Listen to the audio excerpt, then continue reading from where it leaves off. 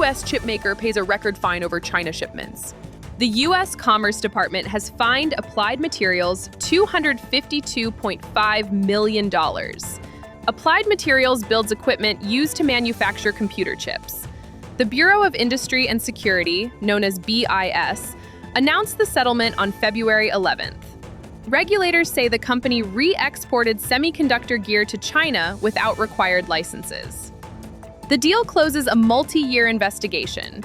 BIS calls it the second largest fine in its history. BIS first warned Applied Materials in September 2020. The agency restricted shipments to a specific Chinese semiconductor firm. Ion implanting equipment was on the list.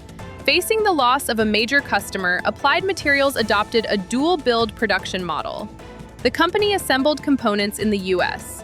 It shipped them to a South Korean subsidiary.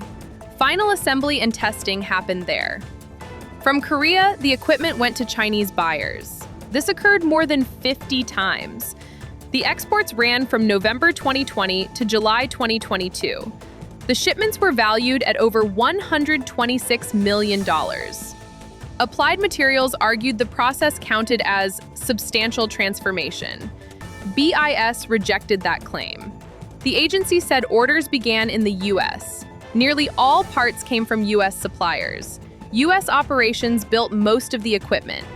The goods remained subject to the Export Administration Regulations, known as EAR. The penalty equals twice the value of the shipments. It is the statutory maximum allowed by law. BIS also ordered 2 independent audits of the compliance program. Applied Materials must report audit results directly to BIS.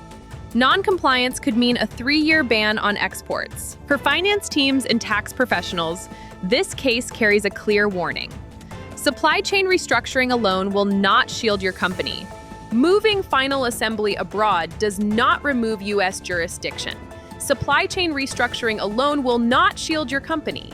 Globally distributed manufacturing requires careful review of true product origin. The Trump administration is widening trade enforcement beyond tariffs. The Department of Justice and Homeland Security launched a trade fraud task force. That came in August 2025. Several False Claims Act settlements have targeted import violations. Some cases reach back more than 10 years. A recent executive order directs agencies to scrutinize Made in America labeling. Applied Materials also disclosed parallel probes by DOJ and the SEC, both closed without further action. For export-heavy firms, proactive compliance remains the strongest defense.